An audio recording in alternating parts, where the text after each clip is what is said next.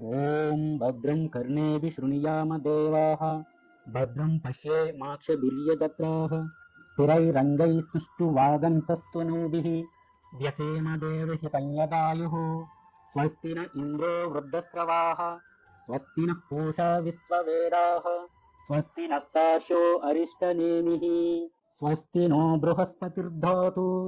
ఓం శాంతి శాంతి శాంతి. ఓం నమో భగవతే వాసుదేవాయ నమః. ఉపనిషద్ దర్శనం వచన పఠనం. అథర్వ వేదాంతర్గత ఉపనిషత్తులలో 16వది అన్నపూర్ణోపనిషత్. శ్లోకం: సర్వాపహ్నవ సంసిద్ధ బ్రహ్మమాత్ర తయోజ్వలం త్రైపదం శ్రీరామతత్వం స్వమాత్రమిత భావయే. ప్రథమోధ్యాయః. పూర్వం నిదాఘుడనే మహర్షి బ్రహ్మవేత్తల్లో గొప్పవాడైన రుభువు అనే ఆయన దగ్గరికి వెళ్ళి సాష్టాంగ నమస్కారం చేసి ఆయన్నిలా అడిగాడు: ఓ బ్రహ్మర్షి, ఏ ఉపాసన చేయటం వల్ల మీరంతా గొప్పవారిగా ప్రసిద్ధి చెందారు? మోక్షాన్ని ప్రసాదించే ఆ విద్యను గురించి దయచేసి నాకు చెప్పండి. ఆత్మతత్వం అంటే ఏమిటో నాకు బోధించండి అని వినయంగా ప్రార్థించాడు. అప్పుడు రుభు మహర్షి: ఓ నిదగా, నీవు కృతకృత్యుడివయ్యా. నీ కోరిక చాలా గొప్పది. దేనిని గురించి తెలుసుకుంటే నీవు జీవన్ముక్తుడు అవుతావో సనాతనమైన ఆ విద్య గురించి చెబుతాను విను అని ఇలా చెప్పటం ప్రారంభించాడు.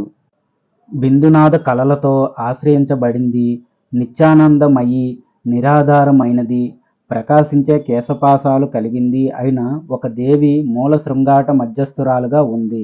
ఆ దేవి మంత్రానికి ముందుగా మహాలక్ష్మి బీజం, తర్వాత కామబీజం, తారాబీజం, తర్వాత నమః భగవతి అన్నపూర్ణే మమ అఖిలశితం అన్నం దేహి స్వాహ అనే పదాలుంటాయి.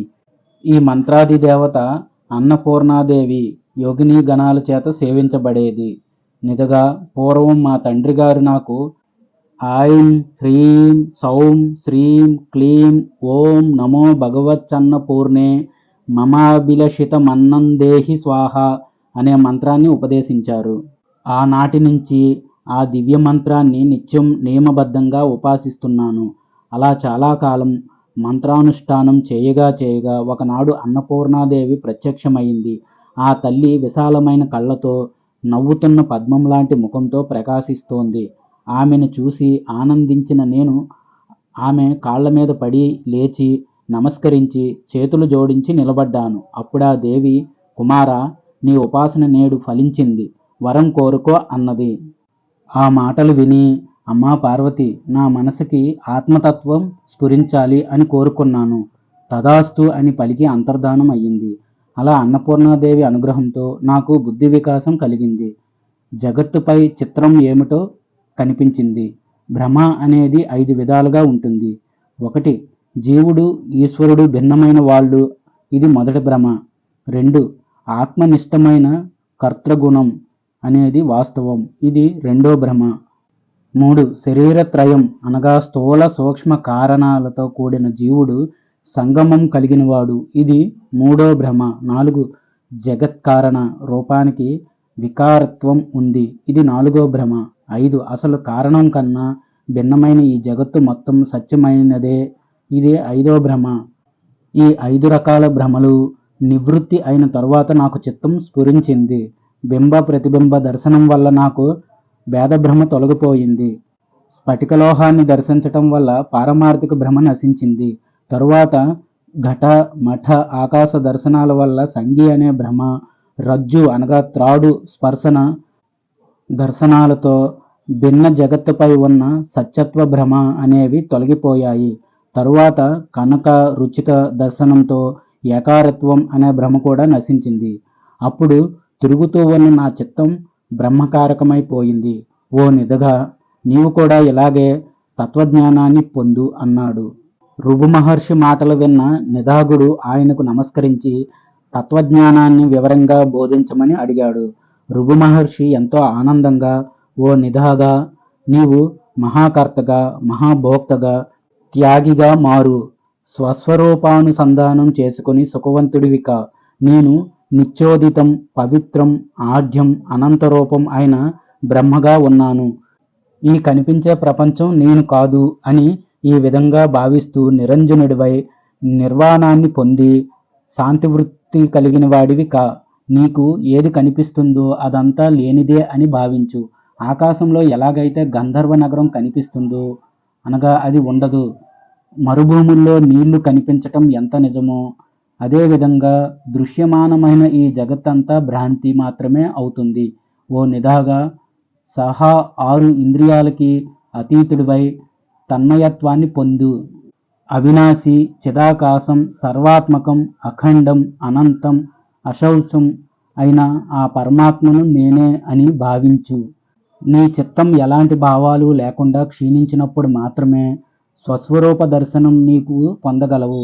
అలా చిత్తం లయం చెందినప్పుడు మాత్రమే నీకు ఆత్మ దర్శనం అవుతుంది.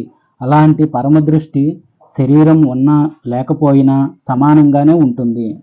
ముక్తి పొందిన వారిని తుర్యాతీత, పరా అనే పేరుతో వ్యవహరిస్తారు కదా. వ్యుత్తుడికి సమాధి స్థితి పొందిన వాడికి ఈ పేరు కలుగుతుంది. తెలిసిన వాడికి తెలియని వాడికి బోధ వల్ల పరమపదం లభించదు. ఒక్క ప్రజ్ఞ వల్లనే జీవుడు చిరకాలానికి క్షీణించిన మననాది భ్రమ కలిగిన వాడై చివరికి పుణ్యమైన పరమపదాన్ని పొందుతాడు. ఈ గుణ సముదాయాన్ని అనాత్మగా చూసేవాడికి అంతఃశీలమై ఉండేదే సమాధి అని చెప్పబడుతుంది. ఎలాంటి పూర్వవాసనలు లేని స్థిరమైన మనస్సు మాత్రమే ధ్యానం చేయగలదు. ఆ మనస్సు కేవల స్థితిలో ఉండటాన్నే భావశాంతత అంటారు. శరీర వాసన అనేది ఉన్నత పదానికి ఉద్యుక్తమైనదిగా చెప్పబడుతుంది. దీనివల్ల మనస్సు, శరీరం ఈ రెండు వాసన లేనివవుతాయి. పూర్వజన్మ వాసన ఎక్కువగా కలిగినప్పుడు మాత్రమే చిత్తానికి కర్తృత్వ భ్రమ ఉంటుంది. ఈ భ్రమ దుఃఖాన్ని కలిగిస్తుంది కాబట్టి ఆ వాసనని తగ్గించాలి. మానవుడు స్వభావాలలో ఆత్మభావన అనే దాన్ని చిత్తం ద్వారా వదిలిపెట్టినట్లయితే అతడికి అంతర్ముఖ స్థితి ఏర్పడి దానివల్ల ఆకాశత్వం ప్రాప్తిస్తుంది. ఈ విధంగా అసంబంధం కలిగిన పండితుడికి గ్రామం కూడా అడవిలాంటిదే అవుతుంది. మానవుడు అంతర్ముఖుడైతే అతడు నిత్యం నిద్రపోతున్నా, మేలుకుని ఉన్నా, నడుస్తున్నా, చదువుతున్నా పట్టణాన్ని, పల్లెటూరిని దేన్నైనా అరణ్యంలాగానే చూస్తాడు.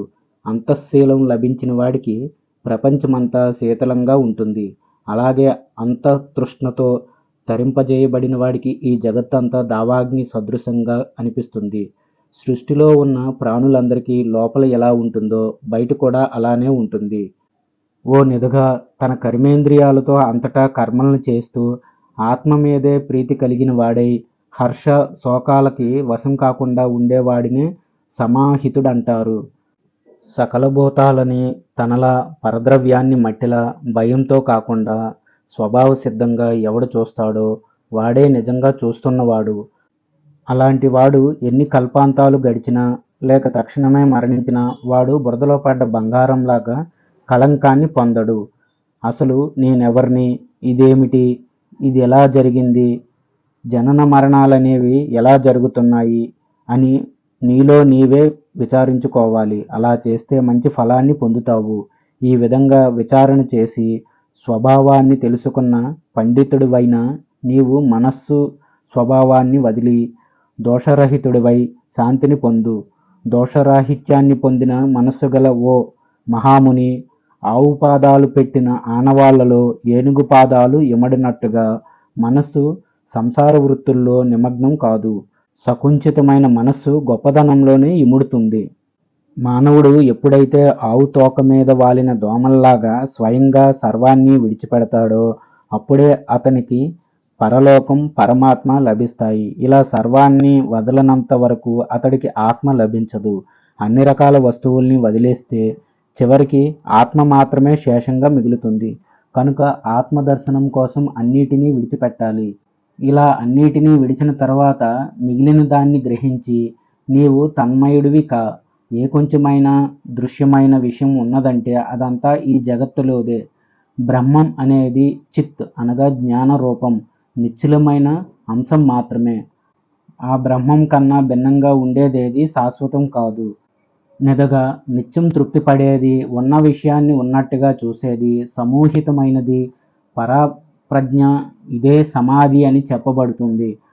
క్షోభపడింది, అహంకారం లేనిది, ద్వంద్వాలలో కూడా చలించినది, మెరుపు కన్నా స్థిరమైనది సమాధి అని చెప్పబడుతుంది. నిశ్చలమైంది, ఎలాంటి అభిష్టాలు లేనిది, హేయం ఉపదేయం లేనిది, పరిపూర్ణమైన మనోగతి కలిగింది ఏదో అదే సమాధి. కేవలం చిత్ ప్రకాశానికి సంబంధించిన అంశతో కల్పించబడింది. స్థిరత్వాన్ని పొందినది అయినా తుర్యాదృష్టి ఏదైతే ఉందో అది వేదవేత్తలైన మహాత్ములతో పొందబడుతుంది. వారికి సమీపంలో ఉన్న సాదృశ్యం కలిగిన సుషుప్తి కూడా తెలుస్తుంది. మనస్సు, అహంకారం అనేవి తొలగిపోయినప్పుడు మానవుడికి సకల భావాంతరాలలో ఉన్నది, పరానంద రూపమైనది, పరమేశ్వర సంబంధమైనది అయిన ఒక రూపం ఉదయిస్తుంది. మనస్సుతో మనస్సును ఛేదించిన వారికి అది స్వయంగా పొందబడుతుంది. తరువాత విషయ వాసనలన్నీ నశించిపోవటం, చిత్ స్పష్టంగా ప్రకాశించడం, దాని తరువాత సమత్వం వల్ల స్వరూపం పరిణమించటం కలుగుతాయి. మహాత్ముల చింతించరాని రూపం, అనంతమైన ఈ ఆత్మతత్వం అనేవి దృఢమైన చిత్తంలో ఉంటాయి. బాహ్య ప్రదేశంలో ఉపశాంతి పొందినప్పుడు చరాచర స్వరూపుడైన దేవదేవుడు మనసులో అనుభవించబడతాడు. సంసారి అయినవాడు అసక్తం, నిశ్చలం అయిన మనసును స్వాధీనం చేసుకోవాలి. దీర్ఘకాలం తపస్సు చేసి ఆ మనసును విడిచిపెట్టాలి. అంతఃసంబంధం లేనివాడు, మధుర వృత్తి కలిగిన జీవుడు కర్మల్ని పైకి చేస్తున్నప్పటికీ చేయనప్పటికీ ఎప్పుడూ వాటికి కర్త భోక్త కాడు. ద్వితీయోధ్యాయః. నిదాగుడు ఋభు మహర్షిని అడుగుతున్నాడు, స్వామి, సంఘం ఎలాంటిదని చెప్పబడింది? శరీరం ధరించిన వాడికి బంధం ఎలాంటిది? మోక్షం కోసం చేయాల్సింది ఏది? ఋభు మహర్షి చెబుతున్నాడు, దేహం ధరించినవాడు అనే విభాగాల వల్ల పరిత్యాగం చేత భావించటం, శరీరం మీద మాత్రమే విశ్వాసం ఉండటం అనేవి సగానికి సంఘం బంధనానికి కారణాలవుతున్నాయి. ఈ సర్వం ఆత్మస్వరూపమే. ఈ ప్రపంచంలో నేను దేన్ని కోరుకోను, దేనిని వదిలిపెట్టను అనే భావన జీవన్ముక్తుడి శరీరంలో ఉంటుంది. దాన్నే అసంగ స్థితి అని తెలుసుకో. నేనే అనేవాడిని లేను, నేను ఇతరుణ్ణి కాను, ఇతడు నేను కాను, నేను పరబ్రహ్మని అని నిత్యం భావించటాన్నే అసంగం అంటారు. అలా అసంగ స్థితిలో ఉన్నవాడు కర్మ లేకపోవటాన్ని అభినందించడు. అలాగని కర్మలు చేయటంలో నిమగ్నమై ఉండడు. అలా అన్నిటి మీద సమదృష్టి కలిగి పరిత్యాగం చేసేవాడే అసంసక్తుడని చెప్పబడతాడు. సకల కర్మఫలాలని మనసారా విడిచిపెట్టినవాడు కర్మ చేస్తూనే కర్మఫలాన్ని ఆశించకపోవటమే కాక వాటిని వదిలిపెడతాడు. ఆ విధంగా కర్మ పరిత్యాగం చేసిన నేర్పరిని కూడా అసంసక్తుడంటారు. అనేక రకాలుగా విజృంభించిన సకల చేష్టలు అసంకల్పంతో చికిత్సలవుతాయి, శ్రేయస్సుని కలుగజేస్తాయి. మానవుడు ఈ చేష్టలలో గాని, చింతలలో గాని, వస్తువులు గమాగమాలలో కానీ, కాలకలనాలలో గాని సక్తుడు కాకూడదు. అతడు కేవలం చిత్తులో విశ్రమించి కొద్దిగా చైతన్యాన్ని పొందినప్పటికీ ఆత్మరుచిని తెలుసుకున్న అతడి మనసు తదితరిక్తమైన అన్ని చోట్ల నీరసంగా ఎలాంటి రుచి లేకుండా ఉంటుంది. లోకంలోని అన్ని వ్యవహారాల్ని చేయని, మానని ఇలా జీవుడు అన్నీ చేస్తున్నప్పటికీ చేయనప్పటికీ తన ఆత్మ మీద ఇష్టాన్ని కలిగి ఉండాలి. లేదా అది కూడా వదిలిపెట్టి శాంతమైన చిత్తే ఘనంగా ఉన్నవాడే ప్రకాశించే మణిలాగా ఆత్మలో శాంతంగా ఉండాలి. మనిషి చిత్తం చైతన్యహీనమైనప్పుడు, మనస్సు క్షీణించినప్పుడు శాంతమైన ఏ స్థితి అతడికి ఉంటుందో ఆ దశ జాగృతావస్థలో సుషుప్తావస్థ లాంటిది. ఓ నిదగా, మానవుడికి ఈ సుషుప్త స్థితి అనేది అభ్యాసం వల్లనే కలుగుతుంది. అది క్రమంగా ప్రౌఢ దశని పొంది తురీయ స్థితికి చేరుకుంటుంది. ఈ తురీయావస్థలో నాశనం లేని స్థితిని పొంది కేవలం ఆనందశీలుడిగా ఉన్నందువల్ల జీవుడు ఆనందం కాని పదవిని పొందుతాడు. ఈ విధంగా తురీయాతీత స్థితి అనగా పదవిని పొందుతాడు. అనానందుడు, మహానందుడు, కాలాతీతుడు, ముక్తుడు అని చెప్పబడతాడు. ఈ తురీయాతీతుడు సమస్త జన్మపాపాల్ని పోగొట్టుకొని సమస్త తయోమయమైన అభిమానాన్ని విలీనం చేసుకొని పరమాత్మ మీద ఆసక్తి కలిగిన వాడే పరమమైన రసయుక్తుడై నీళ్లలో వేసిన ఉప్పులాగా ఆ పరబ్రహ్మలో కలిసిపోతాడు. జడం అజడం అనే రెండు దృష్టుల మధ్యలో పారమార్థికమైన ఏ తత్వం ఉన్నదో అనుభూతిమయమైన ఆ తత్వసారమే బ్రహ్మం అని చెప్పబడుతుంది. ఓ నిదగా, బంధం అనేది దృశ్యంతో కూడుకుని ఉంటుంది. దాని నుంచి విముక్తి పొందనివాడికే ముక్తి కలుగుతుంది.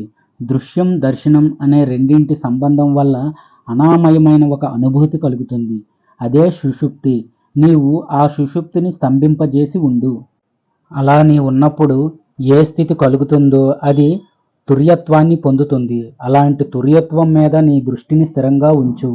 ఆత్మ అనేది స్థూలమైనది కాదు, సూక్ష్మమైనది కాదు, ప్రత్యక్షమైనది కాదు, ఇతరమైనది కాదు. నేను చేతనుడు, జడుడు, అసన్న సన్మయుడిని కాను. అదేవిధంగా అన్యుడిని, ఏకుడిని, అనేకుడిని కాను. నేను అద్వయుడిని, అవ్యయుడిని. అన్ని ఇంద్రియాలకి స్థానమైన నా మనసు దృశ్యాన్ని పొందింది. ఈ దృశ్య దర్శన సంబంధం వల్ల లభించే పారమార్థిక సుఖం ఏదైతే ఉందో, అతీతమైన ఆ దివ్యపదం దేనివల్ల కలుగుతుందో అది అక్కడే ఉంది. మోక్షం అనేది ఆకాశం పైభాగంలో లేదు, అలాగని పాతాళంలో, భూమి మీద లేదు. మానవుడికి అన్ని రకాల ఆశలు క్షీణించిపోయినప్పుడు అతడి చిత్తం కూడా క్షయమైపోతుంది. దాన్నే మోక్షం అంటారు.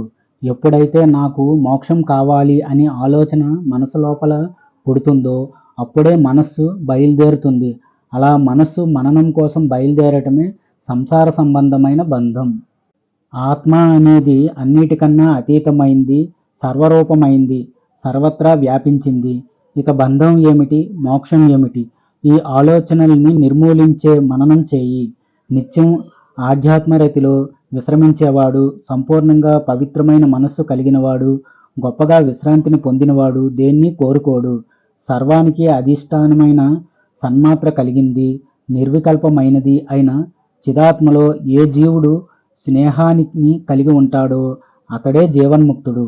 జీవన్ముక్తుడైనవాడు భవిష్యత్తుని కోరుకోడు, వర్తమానాన్ని చూడడు, జరిగిపోయిన కాలాన్ని స్మరించడు, సర్వాన్ని చూస్తూనే ఉంటాడు. ఇంకా అతడు ప్రాణులతో అనుబంధం కలిగి ఉన్నప్పటికీ వారితో సంసర్గం లేనివాడు, భక్తులలో భక్త సమాచారం కలిగినవాడు, సటులలో సటుడుగా ఉండేవాడు, బాలల్లో బాలుడిగా, వృద్ధుల్లో వృద్ధుడిగా, ధీరులలో ధీరుడిగా, యువకుల్లో యువకుడుగా, బాధపడేవాడిలో బాధపడేవాడుగా ఉంటాడు. ధైర్యవంతుడు, బుద్ధిమంతుడు, ఆనందించేవాడు, మృదు స్వభావి, పుణ్యకీర్తి కలిగినవాడు, ప్రాజ్ఞుడు, ప్రసన్నుడు, మధురమైనవాడు, దైన్యమైన మనస్సు కలిగినవాడుగా ఉంటాడు. నిదగా బాగా అభ్యాసం చేయటంతో స్పందన కలుగుతుంది. అప్పుడు ప్రాణం క్షయమై తద్వారా జీవుడికి మనశ్శాంతి కలుగుతుంది. అదే నిర్వాణం, మోక్షం. వికల్ప కలనంతో కూడుకున్న వాళ్ళు వాక్కులకి అతీతులుగా ఉంటారు. ప్రాణులకి వికల్పం క్షయమైపోవటం వల్ల మోక్ష పదవి లభిస్తుంది.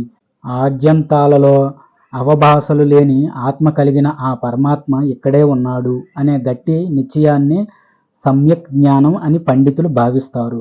అందరూ ఈ ముల్లోకాల్లో పూర్వం ఉన్నట్టుగా ఉన్న ఆత్మని చూడటమే జరుగుతుంది. అసలు జగత్తు మొత్తం ఆత్మస్వరూపమే అని నిశ్చయించుకొని పూర్ణత్వం పొందిన వాడికి సర్వం ఆత్మమయమే అవుతుంది. అలాంటి స్థితిలో చూడబడేది ఎవరు? భావాభావాలు ఎక్కడ ఉన్నాయి? బంధమోక్షాలు ఎక్కడ? ఉన్నదంతా ఆ పరబ్రహ్మే. ఈ సర్వం ఒకే పరమైన ఆకాశంగా ఉంది. మోక్షం ఏది? బంధం ఎవరికి? పరబ్రహ్మం అనేది బాగా వ్యాపించిన ఆకారం కలిగింది, బాగా పెద్దదిగా ఉంది. ద్వైతభావం నశించిన నీవు నీ ఆత్మతో ఆత్మవే అవు. బాగా ఆలోచించి రూపాన్ని చూస్తే కర్రకి, రాయికి, వస్త్రానికి కొంచెం కూడా నీకు భేదం కనిపించదు. అసలు నీవు సంకల్పించాలని ఎందుకు అనుకుంటావు? ఆద్యాంతాలలో శాంతమైన స్వరూపం కలిగిందనుకుంటావు. ఆద్యాంతాలలో శాంతమైన స్వరూపం కలిగింది, వినాశనం లేనిది ఏదో అదే వస్తువులకి, ఆత్మకి ఉంది. నీవు ఎప్పుడూ తన్మయుడిగానే ఉండు. ద్వైతాద్వైతాలలో పుట్టిన జరామరణ విలాసాలతో ఉన్న ఈ ఆత్మే అలలతో ఉన్న సముద్రంలాగా మిగిలిన ఆత్మల్లో ప్రకాశిస్తోంది. ఆపదలనే పొదల్ని నరికే గొడ్డలి లాంటిది, గొప్ప సుఖానికి స్థానమైనది అయిన పరిశుద్ధ ఆత్మని ఎవడు అంతస్థమైన బుద్ధితో నిత్యం ఆలింగనం చేసుకుని ఉంటాడో అలాంటి వాడిని ఏ ఆత్మ భోగవాకుగా చేయగలదు? బాగా ఆత్మవిచారణ చేసిన వాడికి పిల్లగాలి కొండని కదల్చలేనట్టు మనస్సు, భోగాలు అనే శత్రువులు అతన్ని ఏమాత్రం కదల్చలేవు.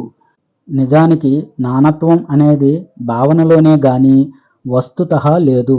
ఒక సరస్సులో ఎన్నో నీళ్లు కలుస్తాయి. అయితే అందులో ఉన్న నీటికి భేదం ఉందా? అదే నిశ్చయం కలిగిన మానవుడే విముక్తుడని చెప్పబడతాడు. నిజమైన తత్వాన్ని బాగా అర్థం చేసుకున్నవాడు కూడా అతడే. తృతీయోధ్యాయః. నిదాఘుడు అడుగుతున్నాడు, విదేహముక్తి స్వరూపం ఎలా ఉంటుంది? ఏ మహర్షి ఆ ముక్తిని పొందాడు? ఏ రకమైన యోగాన్ని ఆశ్రయించి పరమపదాన్ని పొందాడు అని ప్రశ్నించాడు. రుభు మహర్షి ఇలా చెబుతున్నాడు, నిదాగా, పూర్వం మేరుపర్వత పాదభాగంలో మాండవ్యుడనే ఒక మహర్షి కౌండిన్యుడనే మునీశ్వరుడి నుంచి తత్వాన్ని అనగా ఆత్మని తెలుసుకొని జీవన్ముక్తుడయ్యాడు. ఆ బ్రహ్మవేత్త మాండవ్యుడు ఒకప్పుడు జీవన్ముక్త దశ పొంది తరువాత తన ఇంద్రియాలన్నిటినీ ఉపసంహరించుకోవాలని భావించాడు. ఒక శుభముహూర్తంలో పద్మాసనంలో కూర్చుని కళ్ళు సగం మూసుకొని బాహ్యం అంతర స్పర్శల్ని నెమ్మదిగా పరిహరించాడు. తరువాత తన మనస్సుతో, ఆహా, ఎంత చంచలమైంది ఈ మనస్సు! ఎంత బాగా ప్రత్యాహరించినప్పటికీ అది పటం నుంచి ఘటం వరకు, ఘటం నుంచి శకటం వరకు పరుగులు తీస్తుందే. నా చిత్తం చెట్ల మీదకి కోతుల్లాగా విషయాల మీదకి దూకుతుందే.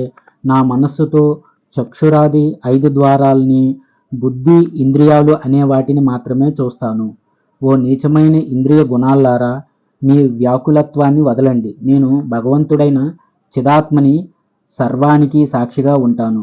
బహుజ్ఞుడైన ఆ ఆత్మ వల్ల నాకు చక్షురింద్రియాల గురించి బాగా తెలిసింది. నేనిప్పుడు సుఖంగా ఉన్నాను, శాంతంగా ఉన్నాను. అదృష్టవశాత్తు నాకే జ్వరాలు లేవు. తుర్యరూప పదంలో నా ఆత్మలో నేను ఎప్పుడూ ఉంటాను. నా ప్రాణాది వాయు సముదాయమంతా లోపలే శమించింది.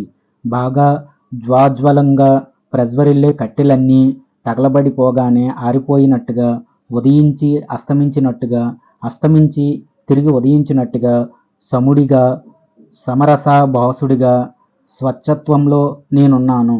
మేలుకున్నప్పటికీ సుషుప్తిలో ఉన్నవాడిగా, నిద్రిస్తూ మేలుకున్నవాడిగా ఉన్నాను. తుర్యావస్థని అవలంబించిన నేను స్తంభించిన స్థితిలో శరీరాంతుడిగా ఉంటాను. బాహ్యాభ్యంతరాలైన స్థూల సూక్ష్మ భావాలన్నీ సంకల్ప మాత్రంతో ముల్లోకాల్లో కలిగిన వాటిని వదిలిపెట్టి ఓంకార పర్యంతం దీర్ఘ నిస్వనం అనే తంతువుతో ఇంద్రియాలు తన్మాత్ర సముదాయం అనే పక్షిని గాలిలాగా వదలాలి. అప్పుడు ఆ మునిశ్రేష్ఠుడు ప్రతిభ ద్వారా లభించిన స్వచ్ఛమైన అంగజ్ఞానాన్ని, అప్పుడే పుట్టిన శిశువు జ్ఞానాన్ని పొందాడు. అతడు చిత్తంలోని చైత్యదశని, వాయువులోని స్పందన శక్తిని వదిలాడు. తరువాత చిత్ సామాన్యాన్ని పొంది, ఆ తరువాత సత్తా మాత్రాత్మకని పొంది, అలాగే సుషుప్తి పదాన్ని కూడా పొంది సువాసన పొందిన గాలిలాగా ఉన్నాడు. నిరానందుడిగా ఉన్నప్పటికీ, సానందుడిగా, సత్ అయి ఉన్నప్పటికీ అసత్తుగా అయ్యాడు. అప్పుడతడు మాటలకందని స్థితిని పొందాడు. శూన్యవాదుల శూన్యం, బ్రహ్మవేత్తల విజ్ఞానవేత్తల విజ్ఞానం అయ్యాడు. ఇంకా సాంఖ్యుల పురుషుడు, యోగవాదుల ఈశ్వరుడు, శైవాగమస్థుల శివుడు, కాలవాదుల కాలస్వరూపుడు అయ్యాడు. అలాగే సర్వశాస్త్రాల సిద్ధాంతం ఏదైతే ఉన్నదో, సకల హృదయాలని అనుగమించిందేదో, సర్వత్రా ఏది వ్యాపించిందో ఆ తత్వమే అతడయ్యాడు. తేజస్సులకి దీపకమైనది, నిశ్చలమైనది, స్వానుభూతి మాత్రమే ప్రమాణంగా కలిగినది అయిన తత్వం ఏదో అదే అతడయ్యాడు. ఏది ఏకం, అనేకం, సాంజనం, నిరంజనం, సర్వం, అస్వరంగా ఉన్నదో ఆ తత్వమే అతడయ్యాడు. ఇంకా అజం, అమరం, అనాఢ్యం, ఆఢ్యం, ఏకం, అమలం, సకలం, నిష్కలంగా కూడా ఉన్నాడు. ఆ విధంగా అతడు ఆకాశ స్వరూపం కన్నా పవిత్రమైన ఈశ్వరుడిగా క్షణంలో మారిపోయాడు. చతుర్థోధ్యాయః. అసలు జీవన్ముక్తుడు ఎలా ఉంటాడు? అతడి గుర్తులేమిటి? ఆకాశగమనం చేయగలగటమా? అదే అయితే ఆ మునిలో ఆ శక్తి కనబడదేమిటి అని అడిగాడు నిదాఘుడు. రుభు మహర్షి చెబుతున్నాడు, నిదఘా, ఆత్మజ్ఞానం తెలిసినవాడు ముక్తి పొందినవాడు కానప్పటికీ ద్రవ్య మంత్ర క్రియా కాలశక్తుల ప్రభావంతో ఆకాశగమనాది శక్తుల్ని పొందగలుగుతాడు. అది ఆత్మజ్ఞానం లేనివాడు చేసే పని. ఆత్మజ్ఞుడైన వాడు ఆత్మ మీద మాత్రమే దృష్టిని కలిగి ఆత్మచేత ఆ ఆత్మలోనే సంతృప్తి చెంది అవిద్యా సంబంధమైన విషయాల కోసం పరుగులెత్తడు. లోకంలో ఏ ఏ భావాలున్నాయో వాటన్నిటినీ అవిద్యామయాలని చెబుతారు. అలాంటి అవిద్యా భావాల్ని వదిలేసిన యోగి తిరిగి వాటి మీద మనసెందుకు పెడతాడు? ఏ మూర్ఖుడు అల్పజ్ఞానం కలిగినవాడు ఆకాశ గమనాది సిద్ధుల్ని కోరుకుంటాడో వాడు సిద్ధి సాధనాలైన యోగాలతో క్రమంగా ఆయా సిద్ధుల్ని సాధించుకుంటాడు. ద్రవ్య మంత్ర క్రియ కాలయుక్తులు కొన్ని వాటికి సంబంధించిన సిద్ధుల్ని అతడికి అందిస్తాయి. అయితే ఈ సిద్ధులేవి పరమాత్మ స్థానానికి చేరటానికి ఏమాత్రం సాధకుడికి ఉపయోగపడవు. ఎవడికి సిద్ధుల మీద కోరుకుంటుందో వాడు వాటిని సాధించుకుంటాడు. పరిపూర్ణమైన వాడికి అలాంటి కోరికలేవి కలగవు. ఇలా కోరికలన్నీ నశించినప్పుడే సాధకుడికి ఆత్మజ్ఞానం లభిస్తుంది. అతడు సిద్ధిజాలాన్ని మనస్సు లేకుండా ఎలా వాంఛిస్తాడు అని అడిగాడు నిదాగుడు. ఋగుడు చెబుతున్నాడు. జీవన్ముక్తుడైన అతడు సూర్యుడు చల్లగా ఉన్నాడన్నా, చంద్రమండలం వేడెక్కిపోతుందన్నా పైకి కిందకి చూడడు, ఏమాత్రం ఆశ్చర్యపోడు. అన్నిటికీ అధిష్టానమైన పరతత్వం తాడులో సర్పంలాగా కల్పితమైంది. ఆ విధంగా కల్పితమైన ఆశ్చర్యకర విషయాల మీద జీవన్ముక్తుడికి కుతూహలమే కలుగదు. తెలుసుకోదగిన ఆ పరబ్రహ్మను తెలుసుకున్నవాడు, ఎలాంటి రాగం లేని బుద్ధిమంతుడు, గ్రంథాలన్నీ చిన్నమైపోయినా వాళ్ళంతా స్వతంత్రంగా శరీరంతో ఉంటారు. ధీరుడైన ఎవడికి సుఖదుఖాలనేవి సమానంగా ఉంటాయో అతన్ని అవి ప్రేరేపించలేవో, నిట్టూర్పులతో కుండ కదలనట్టుగా ఉన్న అతడి మనస్సు మరణించిందని తెలుసుకో. ఆపదలు, కార్పణ్యం, ఉత్సాహం, మదం, మాంద్యం, మహోత్సవం అనేవి ఎవడికి వైరూప్యాన్ని కలిగించవో అలాంటి వాడి మనస్సు నాశనమైపోయిందని గ్రహించు. అసలు చిత్తనాశనం అనేది 2 విధాలుగా ఉంటుంది. ఒకటి స్వరూపం, 2 అరూపం అని. స్వరూప చిత్తనాశనం అనేది జీవన్ముక్తిలోనిదైతే, దేహముక్తికి చెందింది అరూప చిత్తనాశనం.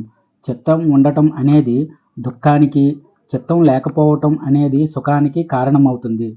కనుక చిత్తాన్ని క్షయం చేసి చిత్తనాశనాన్ని సాధించాలి. ఓ నిదాఘ, మనస్సు అమూఢత్వాన్ని ఎప్పుడైతే వదులుతుందో అప్పుడు చిత్తనాశనం ఏర్పడుతుంది. దాన్నే తత్స్వరూపమని అంటారు. ఉత్తమ వాసనలు కలిగిన మనస్సు మైత్రి లాంటి మంచి గుణాలతో కూడి ఉంటుంది. జీవన్ముక్తుడైన వాడి మనస్సు పునర్జన్మ నుంచి విముక్తమై ఉంటుంది. జీవన్ముక్తుడి మనోనాశనం స్వరూపమైతే, దేహముక్తుడిది అరూపనాశనం. అతడు నిష్కలాత్మకుడిగా, విదేహముక్తుడిగా ఉంటాడు. సత్వం అనేది అన్ని గుణాలకు ఆధారమైనప్పటికీ అది అణిగి ఉంటుంది. పరమ పవిత్రమైన విదేహముక్తిలో ఆ విధంగా ఉంటుంది. ఇక్కడ విదేహముక్తి విషయంలో సత్ అనేది క్షయం కాగా, విరూపచిత్తం కూడా దానితో పాటు నాశనమైపోవటంతో ఇక అక్కడేమీ ఉండదు. గుణాలు, అగుణాలు, సంపద, అసంపద ఏవీ ఉండవు. అలాగే ఉదయాస్తమయాలు, హర్షామర్షాలు ఉండవు. వెలుగు చీకట్లు, సంధ్యాకాలం రాత్రి పగలు, సత్ అసత్, మధ్యమం అనేవి కూడా ఉండవు. సంసార బండరం అనే సముద్రాన్ని ఎవరు చేరుకుంటారో వాయువుకి ఆకాశంలాగా వారు విశాల స్థానాన్ని పొందినవారవుతారు. ఆకాశరోషమనే శరీరం కలిగిన మహాత్ములు దుఃఖం లేనిది, అజడంగా సుషుప్తంగా ఉన్నది, ఆనందం కలిగింది, రజస్తమో గుణాలు లేనిది అయిన స్థితిలో చిత్తలవం లేకుండా ఉంటారు. ఓ నిదాగా మహాప్రజ్ఞ, నీవు బలవంతంగానైనా చిత్తాన్ని స్వాధీనం చేసుకొని నిర్వికల్ప మనస్సు కలిగిన వాడివి కా. ఏది ఈ ప్రపంచం మొత్తాన్ని ప్రకాశింపజేస్తుందో, తనకు తానుగా నిత్యం ప్రకాశిస్తుందో అదే అనగా అతడే సర్వ జగత్తుకి సాక్షి, సర్వాత్మ, విమలమైన ఆకారం కలిగినవాడు. అతడే అనగా పరమాత్మ అన్ని భూతాలు ఉండటానికి కారకుడు, ప్రజ్ఞాన గణమే లక్షణంగా ఉన్నవాడు, విద్యా విషయమైన బ్రహ్మ సత్యజ్ఞాన సుఖరూపుడు. ఇంకా చెప్పాలంటే అతడు అద్వయుడు. అలాంటి ఏకమైన పరబ్రహ్మని నేనైనాను అని భావించిన ముని కృతకృత్యుడవుతాడు. పరబ్రహ్మ ఈ సర్వానికి అధిష్టానంగా ఉండేవాడు. అద్వంద్వం, సచ్చిదానంద రూపం, వాక్కుకి మనస్సుకి గోచరం కానిది అయిన తత్వం పరబ్రహ్మలో సూర్యచంద్రులు ప్రకాశించరు, వాయువు వీచదు, సకల దేవతలు ఏమీ చేయలేరు. ఆయన స్వయంగా విరుద్ధుడై విరజస్కుడై దేవుడిగా ప్రకాశిస్తుంటాడు. ఓ నిదగా, పరాపర స్వరూపుడైన పరబ్రహ్మ దర్శనం కాగానే జీవుడి హృదయం గ్రంథి పగిలిపోతుంది. అప్పుడు అతడికి అన్ని సందేహాలు తీరిపోతాయి. అతడి కర్మలన్నీ క్షీణిస్తాయి. ఈ శరీరంలో మంచి రెక్కలు కలిగిన జీవుడు, ఈశ్వరుడు అని రెండు పక్షులు నివసిస్తున్నాయి. వాటిలో జీవుడనే పక్షి కర్మల్ని అనుభవిస్తుంది. ఈశ్వరుడనే పక్షి కర్మల్ని అనుభవించదు. ఆయన లోపల ఎలాంటి భోగాలు లేకుండా కేవలం సాక్షి రూపంలో ఉంటాడు. వీరిద్దరిలో జీవుడు ప్రాతిభాసికంగా కల్పితుడై ఉంటాడు. చిత్ అనేది చిదాకారంలో భిన్నమైనప్పటికీ దానిలో చిత్వం అనేది పోవటం వల్ల అది భిన్నం కాదు. ఇక్కడ తర్కం వల్ల, ప్రమాణం వల్ల చిత్తానికి ఏకత్వం చెప్పబడింది.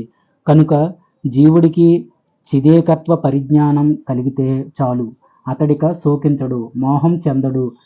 ఈ సమస్త జగత్తుకి అధిష్టానం, సత్యం, చిద్గణం అయిన ఆ బ్రహ్మని నేనే అని నిశ్చయ జ్ఞానాన్ని పొందిన ముని ఎలాంటి శోకాన్ని పొందడు. ఎలాంటి దోషాలు లేని మహాత్ములు స్వయం ప్రకాశం కలిగినవాడు, దివ్యస్వరూపుడు, సర్వసాక్షి అయిన ఆ పరమాత్మని తన శరీరంలోనే దర్శిస్తారు. అయితే మాయతో ఆవరించబడ్డ వాళ్ళెవరూ ఆ విధంగా ఆత్మలో పరమాత్మని చూడలేరు.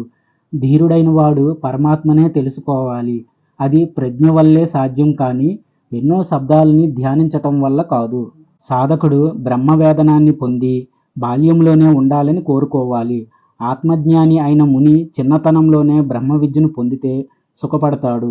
శుభాశుభాలకి అంకురమైనది, అంతర్లీన ఆరంభం కలిగినది, సంసారమనే తీగకు బీజమైనది అయిన ఈ శరీరాన్ని భౌతికం అని తెలుసుకో. భావ అభావాలనే దశలకి కోశం లాంటిది, దుఃఖాలనే రత్నాలకి పెట్టెలాంటిది, ఆశావహంతో తిరిగేది అయిన ఈ చిత్తమే శరీరానికి బీజం.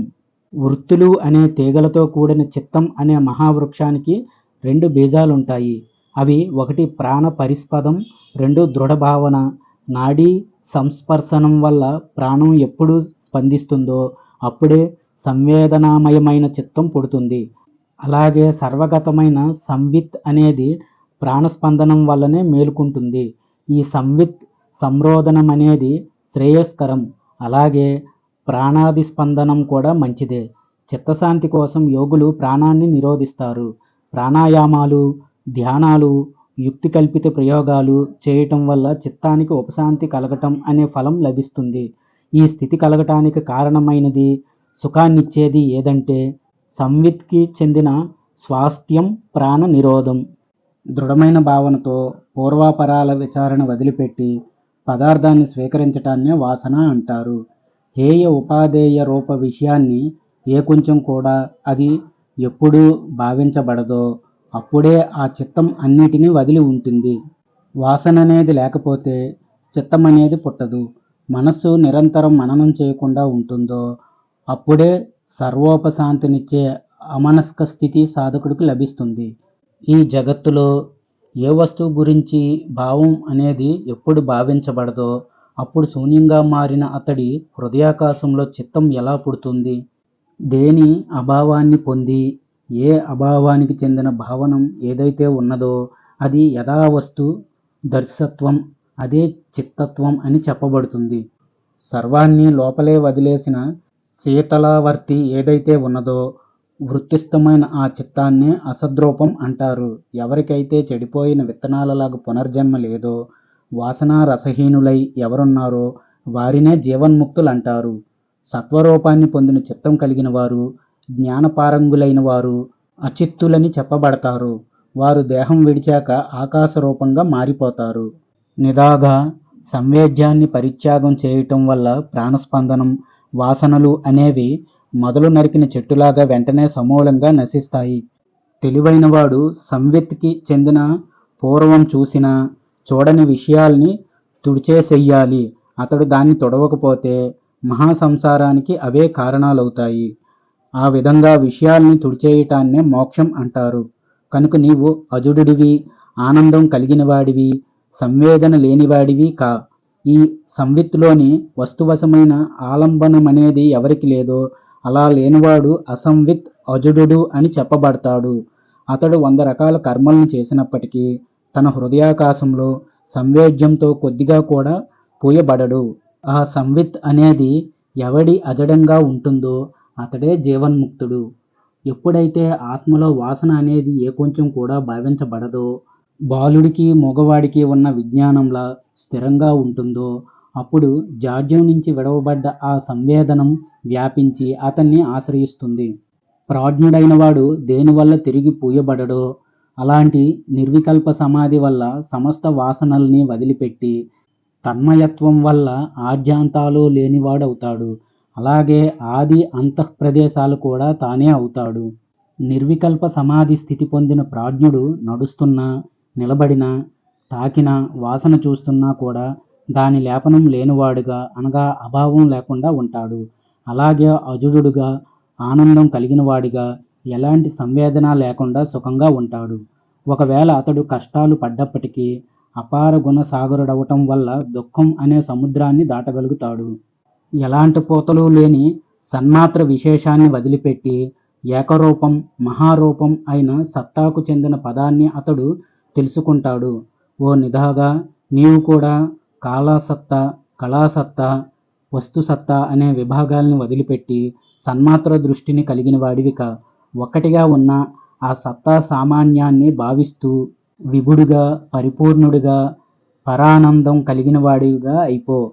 ఆద్యం ఆద్యాంతరహితం అయిన ఆ సత్తా సామాన్యానికి బీజం అనేది లేదు. సంవిత్ అనేది అక్కడే లీనమవుతుంది. అది నిర్వికల్పంగా ఉంటుంది. అలాంటి పరమపదానికి చేరినవాడు దుఃఖాల్ని ఎప్పటికీ పొందడు. అది సకల భూతాలకి హేతువు. అయితే దానికి మాత్రం ఎలాంటి హేతువు లేదు. ఆ పరమపదమే అన్ని సారాలకి సారం. అయితే దానికన్నా గొప్ప సారం మరొకటి లేదు. విశాలమైన చిత్తం అనే దర్పణం అనగా అద్దంలో సమస్త వస్తు దృష్టులు గట్టుమీదున్న చెట్టు చెరువులో ప్రతిబింబిస్తున్నట్టుగా ప్రతిబింబిస్తాయి. అది అమలం, అజరం అయిన ఆత్మతత్వం. ఆ తత్వజ్ఞానం కలిగిన వెంటనే చిత్తం శాంతిని పొందుతుంది. ఓ నిధాగా, అవగతం, వివగతం అయిన దాని స్వరూపాన్ని తెలుసుకుని సంసార భయాన్ని పోగొట్టుకో. ఈ దుఃఖం అనే బీజాలకి నేను ఎలాంటి సమాధానాలు చెప్పానో వాటి ప్రయోగాల వల్లనే ఆ పరమపదం శీఘ్రంగా పొందబడుతుంది. సత్తా సామాన్య కోటిలోని దివ్య పదాన్ని త్వరగా పొందాలనుకుంటే పురుష ప్రయత్నంతో బలవంతంగా వాసనల్ని వదిలిపెట్టాలి. ఇలా వదిలిపెట్టిన క్షణంలోనే ఆ దివ్య పదాన్ని నీవు పొందగలవు. ఓ నిధాగా, సంవితత్వం గురించి తీవ్రంగా ధ్యానిస్తూ ప్రయత్నం చేస్తేనే ఆ పదవిని పొందగలవు. నాయనా, విషయ వాసనల్ని త్యాగం చేయటానికి ప్రయత్నం చేస్తున్నప్పుడు ఎంతవరకు అతడి మనస్సు లీనం కాదో అంతవరకు అతడి వాసనలు క్షీణించవు. అలా వాసనలు క్షీణించనంత వరకు చిత్తం ఉపశమించదు. అలాగే తత్వజ్ఞానం కలగనంత వరకు తత్వవేదనం కాదు. ఈ విషయ వాసనలు నాశనం కానంత వరకు తత్వజ్ఞానం ఎలా కలుగుతుంది? అయితే తత్వజ్ఞానం కలగనంత వరకు వాసనాక్షయం ఎలా జరుగుతుంది?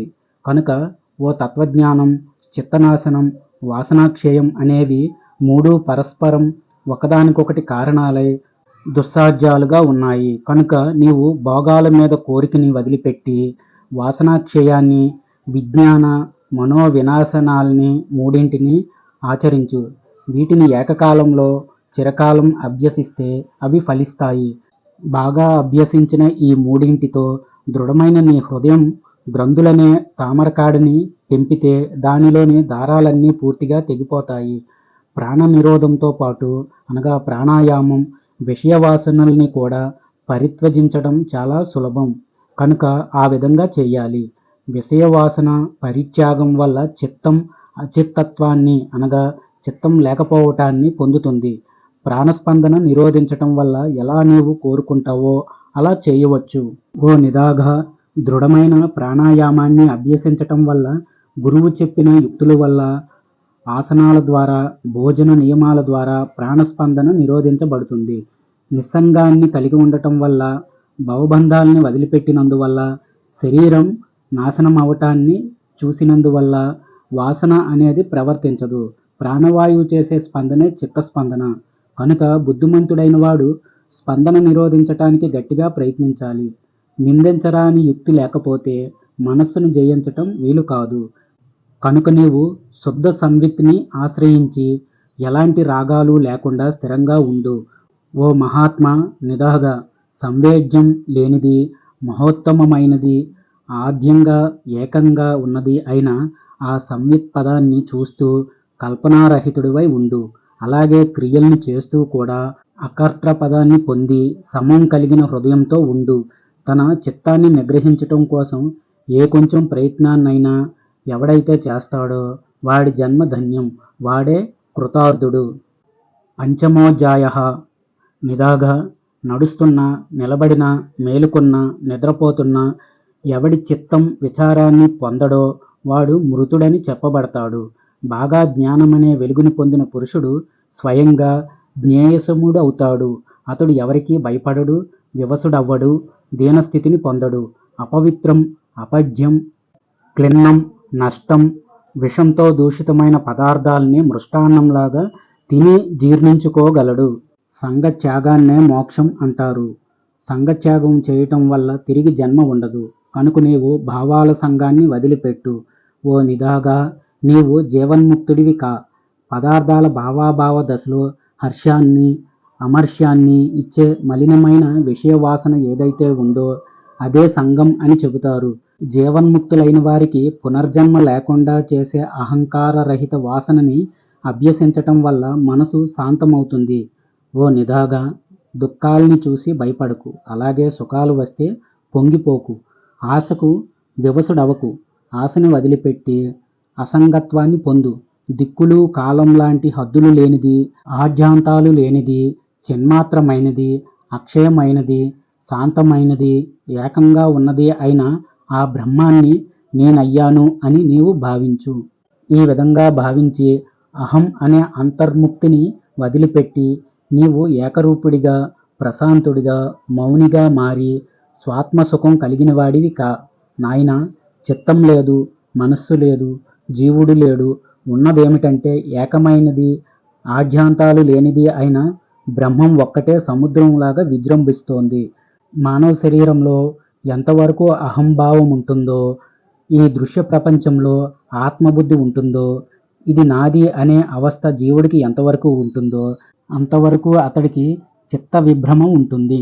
ఓ నిదాగా, అంతర్ముఖుడిగా ఉన్నవాడు సర్వజ్ఞానాగ్నిలో 3 లోకాల్ని గడ్డిలాగా భావించి హోమం చేస్తే అతడికి చిత్తాది విభ్రమలన్నీ లోపలే నివర్తిస్తాయి.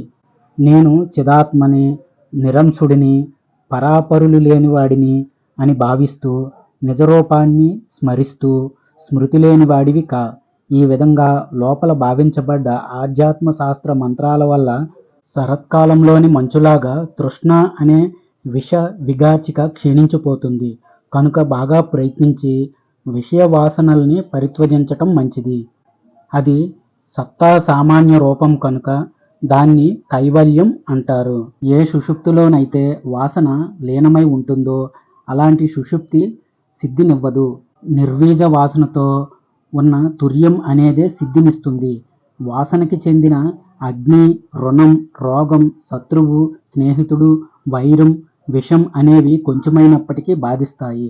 అసలు విషయ వాసన బీజమే లేనివాడు, సత్తా సామాన్య రూపం కలిగినవాడు ఎవడైతే ఉంటాడో అతడు సదేహుడైనా విదేహుడైనా తిరిగి దుఃఖాన్ని పొందడు.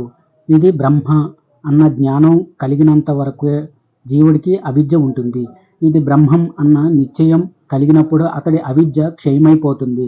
మానవుడు చిత్తు బ్రహ్మ, ఈ భువనం బ్రహ్మ, భూతపరం పరబ్రహ్మ, నేనే బ్రహ్మ, చిత్ శత్రువు బ్రహ్మ, చిన్మిత్ర బంధువులు బ్రహ్మమే, అసలు ఈ సర్వం బ్రహ్మమే అనే జ్ఞానంతో సర్వత్రా ఉన్న బ్రహ్మ శాంతమైన చిద్బ్రహ్మస్థితిని అనుభవిస్తోంది. మనస్సు వేరే చోట ఉన్నప్పుడు సంస్కరించబడని మార్గంలో ఏ ప్రతీతి ఉన్నదో సర్వగమైన ఆ చిద్బ్రహ్మని నేనే అని భావించు.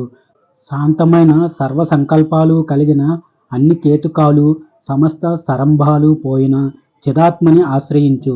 ఓ నిదాగా, ఈ విధంగా పూర్ణమైన బుద్ధి కలిగిన వారు, రాగం లేని చిత్తం కలిగిన వారు అయిన పండితులు తమ జీవితాన్ని, మరణాన్ని అభినందించరు, అలాగే వాటిని నిందించరు. ఈ ప్రాణం అనేది ఎప్పుడూ స్పందన శక్తితోనే ఉంటుంది. పరాగతి కలిగింది. అది శరీరం లోపల బయట ఊర్ధ్వగమనం కలిగిందిగా ఉన్నది. ఓ బ్రహ్మాన్, ప్రాణం అలాగే అపానం కూడా ఎప్పుడూ స్పందన శక్తితోనే ఉంటుంది. అది కూడా సదాగతిని కలిగి ఉంటుంది. ఆ ఆపానం బాహ్యాభ్యంతరాలు కలిగిన శరీరం క్రింద భాగంలో ఉన్నది. మెలకువతో ఉన్నా నిద్రపోతున్నా ఏ ప్రాణాయామం ఉత్తమమైనదో దాన్ని గురించి చెబుతున్నాను విను. నీవు ప్రాణాయామం ద్వారా 12 అంగుళాల పర్యంతం బాహ్యాన్ని ఆక్రమించు.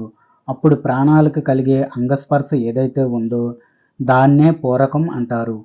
శరీరంలో ఉండే అపాన వాయువు చంద్రుడు. అది శరీరాన్ని తృప్తిపరుస్తుంది. ప్రాణవాయువు సూర్యుడు లేదా అగ్ని. అది శరీరం స్వీకరించిన ఆహారాన్ని పచనం చేస్తుంది. ప్రాణం క్షయమైన చోట అపానం ఉదయిస్తుంది. నీవు ప్రాణ అపానాలు ఐక్యమైన చిదాత్మని ఆశ్రయించు. ఎక్కడ అపానం అసంగతమై ప్రాణక్షయం పైకి రాదో కళాకళంకరహితమైన ఆ చిత్తత్వాన్ని ఆశ్రయించు.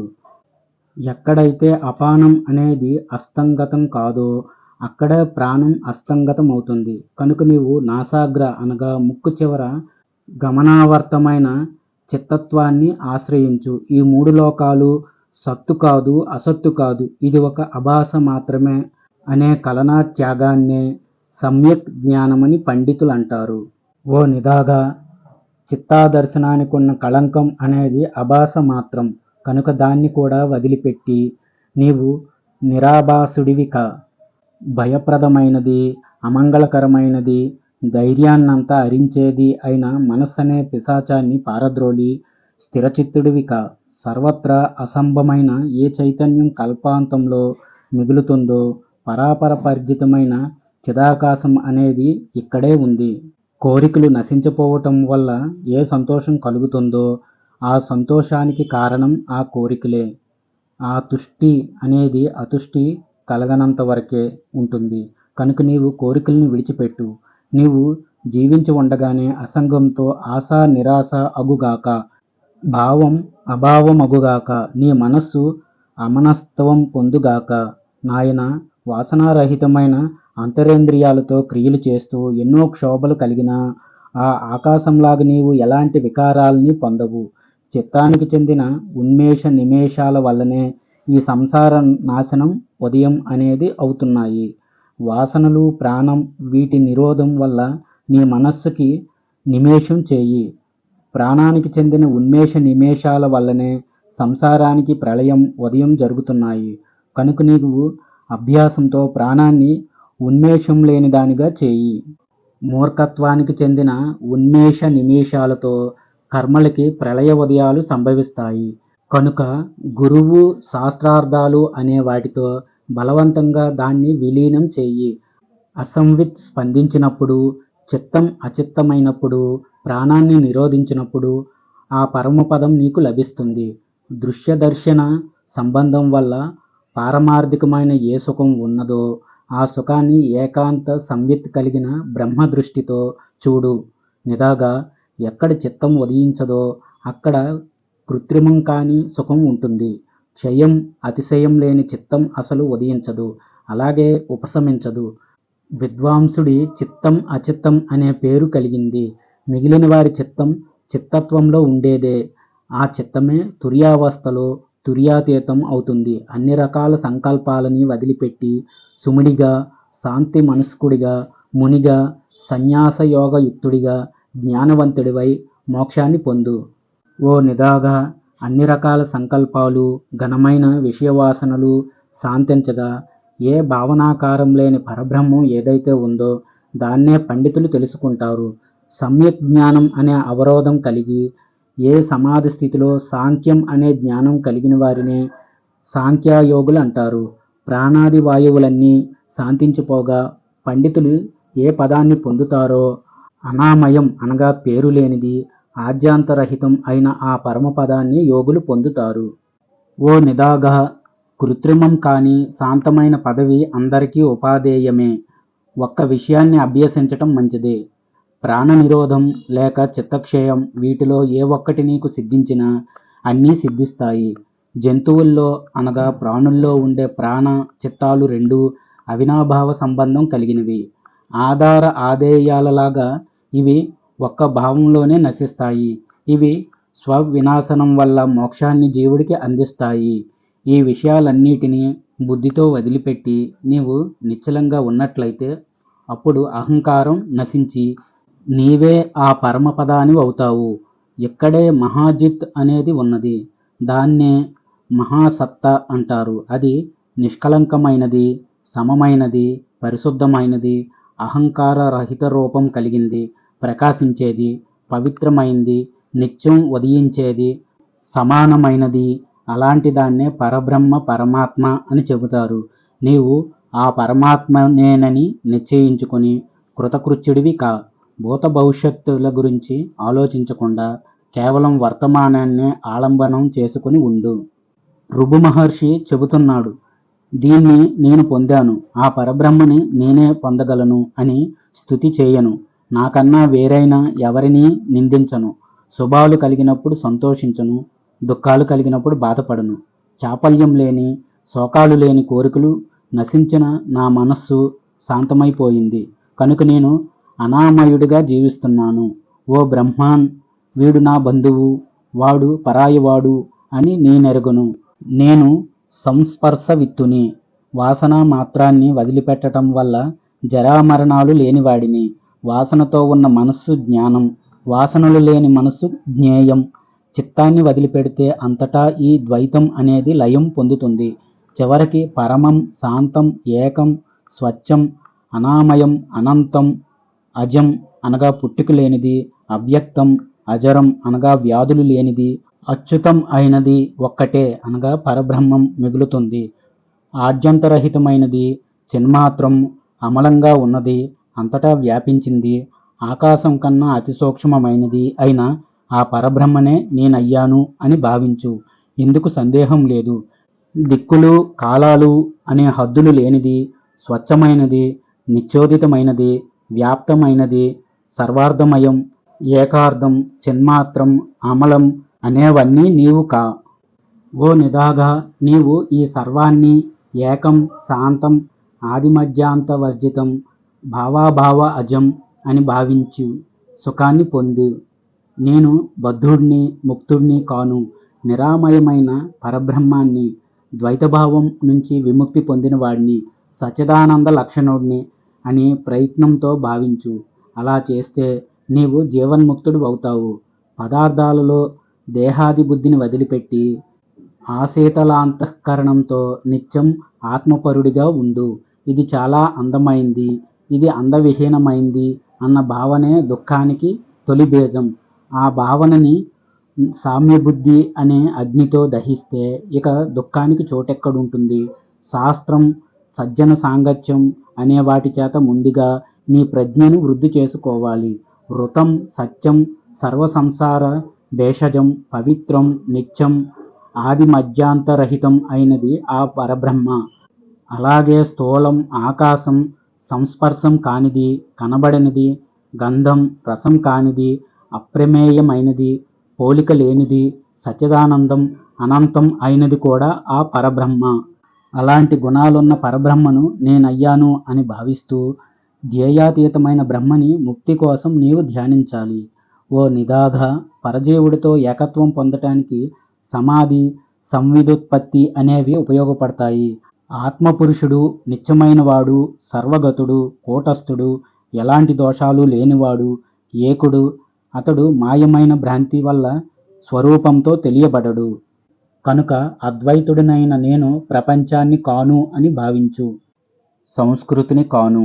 ఒక్కటే ఉన్న ఆకాశం, ఘటాకాశం, మహాకాశం అని రెండు విధాలుగా చెప్పబడ్డట్టు ఒకటే అయిన ఆత్మ కూడా జీవుడని, ఈశ్వరుడని రెండు విధాలుగా చెప్పబడుతోంది.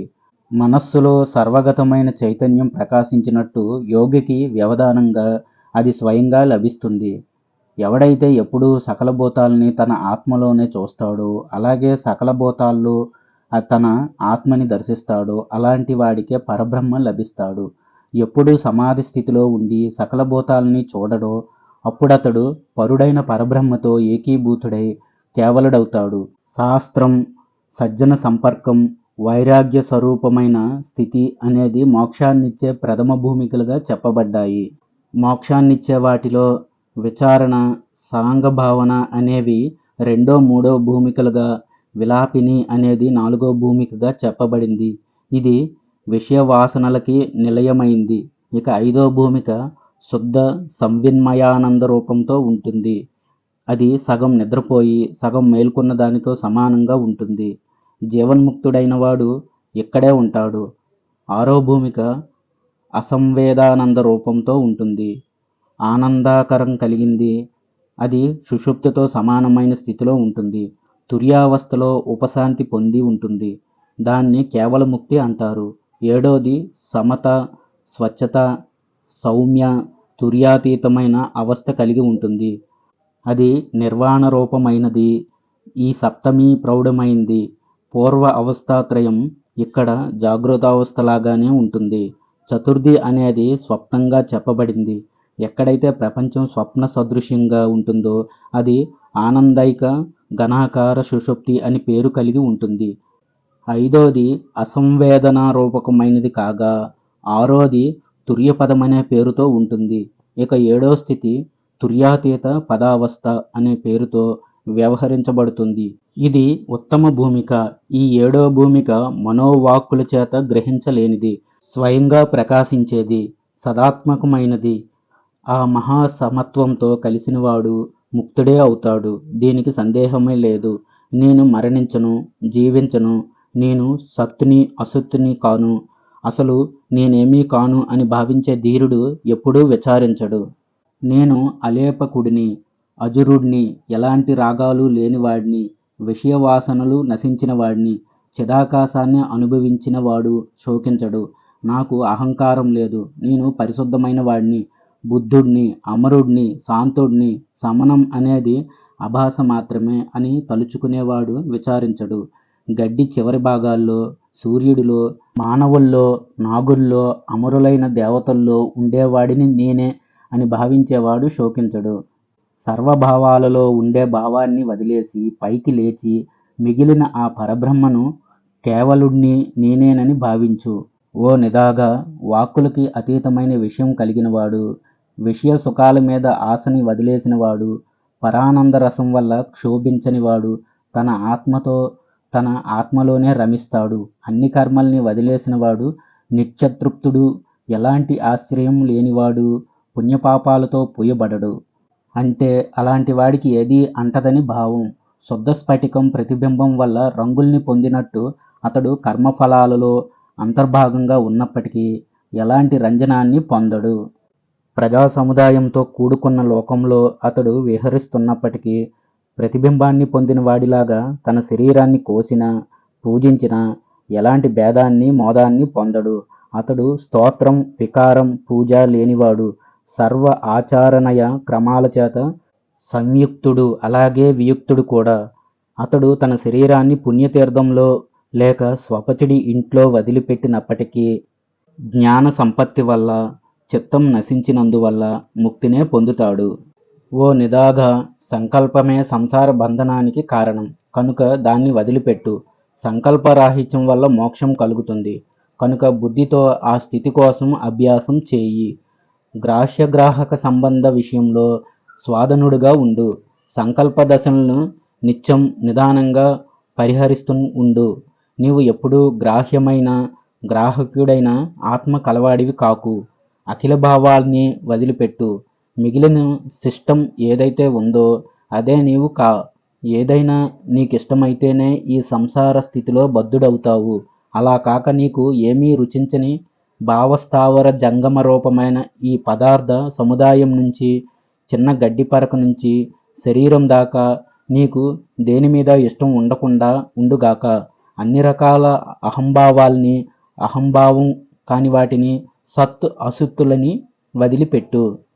ఏదైతే ఆసక్తిగా, సమంగా, స్వచ్ఛంగా ఉన్నదో అదే తుర్యం అని చెప్పబడుతుంది. ఏది సమత, శాంతి, జీవన్ముక్త స్థితిగా ఉన్నదో, వ్యవహారానికి సాక్షి అవస్థగా ఉన్న అది తుర్యకలన అని అనబడుతుంది. ఇది జాగృత అవస్థ కాదు, స్వప్న సంకల్పాలు కాదు. ఇది అసంభవం కనుక సుషుప్తి భావం కూడా కాదు.